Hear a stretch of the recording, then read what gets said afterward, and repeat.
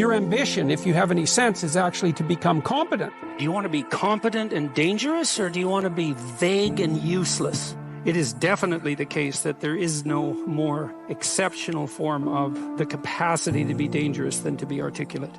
And so it's a moral endeavor in some real sense. Right? To become articulate is to become the master of your own tongue. Every advantage comes with a disadvantage. So if you're extroverted, you're social and you're positive, but you're impulsive and you can tilt towards hedonism and you can't stand being alone. No matter where you land in the temperamental landscape, you're going to have your associated faults and temptations. You've got a goal, and you'll see that as you progress towards the goal, there'll be obstacles that emerge, and some of them you don't want to confront. That's why it's useful to order your room. Chaotic room makes you anxious. Why? Too many pathways, man. People don't really repress the things they don't want to face. They just fail to unpack them. You want a horizon of ever-expanding possibility. We're built to walk uphill. And when you reach the pinnacle of the hill, you want to stop and appreciate the vision. But the next thing you want is a higher hill in the distance. Beware of unintended consequences. It's like, oh no, this thing will just do what I want it to do and nothing else. It's like, no, turns out that not only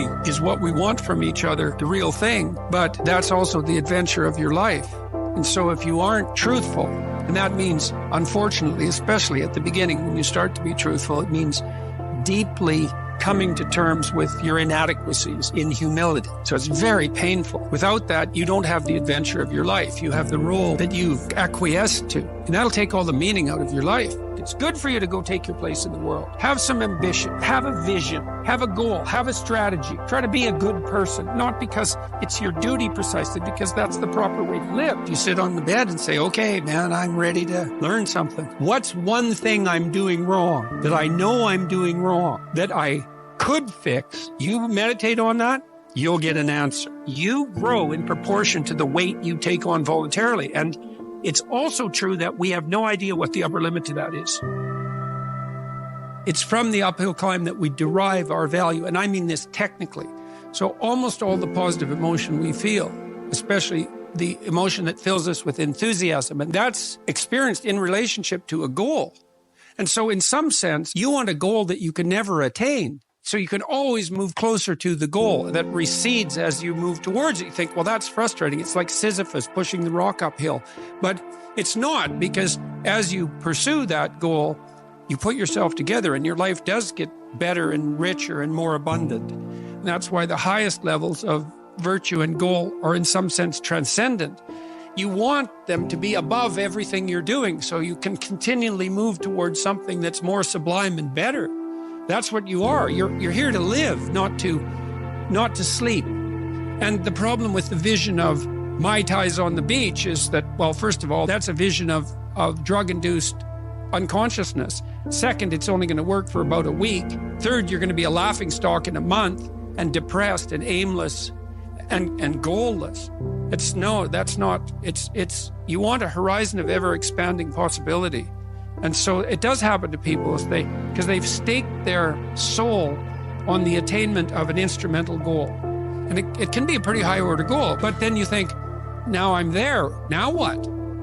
Well, the answer can't be, well, I'm going to live in the lap of luxury and never have to leave the face. What do you want to be, a giant infant with a gold bottle? You never have to do anything but lay in your back and suck. It's like, you see the problem with that as a conceptualization. It's no, you want to be like an active warrior moving uphill with your sword in hand. And that's dynamic, that's exciting.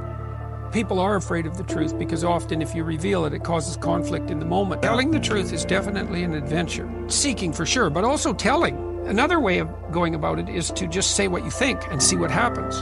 That's an adventure because you don't know what the outcome is going to be. So look, there's this old idea that it's necessary to have faith in the truth. And so here's a way of thinking about that. Someone asks you a question and you might think, well, here's the outcome I want. And so here's how I'm going to answer that question. So that's one way of approaching it. But another way of approaching it is, you ask me a question, I'm going to think about the answer, and I'm just going to tell you what I think. And it doesn't matter what the outcome is, because I'm willing to see what the outcome will be, predicated on the idea that there isn't a better outcome than the one that truth produces.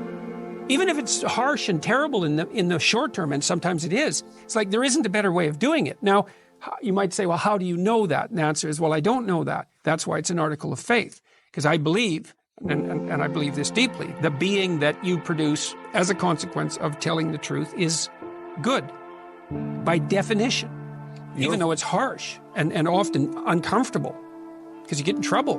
One of the things that I've really learned recently, or learned to articulate better, is that there's a very tight relationship between aspiration and responsibility. The first question might be, do you need to aspire to something? And the answer is, well, yes, because you have to do something. If you just sit there, you'll die. You can't just sit there. You have to go act out in the world. Okay, so act towards what? Well, that's whatever your aspiration is. You have to have an aim. Okay, well, what should the aim be?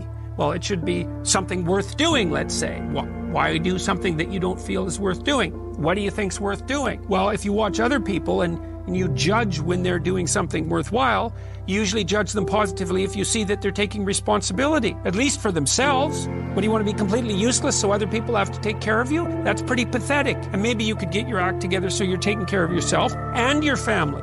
And maybe you could even do better than that and take care of yourself and your family and your community. Well, good for you. That's responsibility, and that's an aim.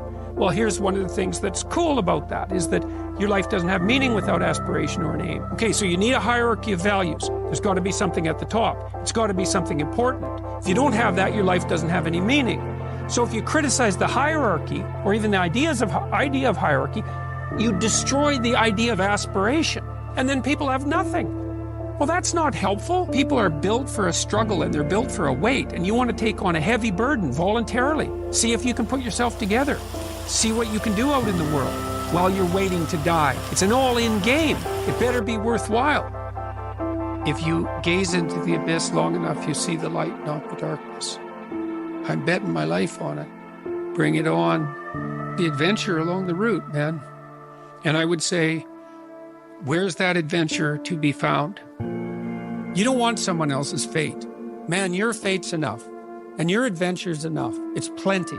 It's more than you can ever fully realize. And so that's also part of the reason that we all believe that the individual has some intrinsic dignity. It's, don't be so sure that your position and your room is so damn trivial. It might be your attitude towards it that's trivial.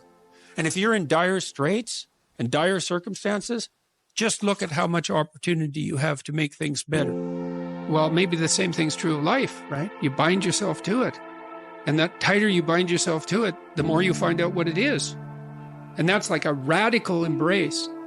We're built to walk uphill. And when you reach the pinnacle of the hill, you want to stop and appreciate the vision. But the next thing you want is a higher hill in the distance, because it's from the uphill climb that we derive our value. Almost all the positive emotion we feel, especially the emotion that fills us with enthusiasm, that's experienced in relationship to a goal. And so in some sense, you want a goal that you can never attain. There's nothing that makes you more formidable than verbal competence, than being able to articulate, be able to think, to marshal your arguments, right?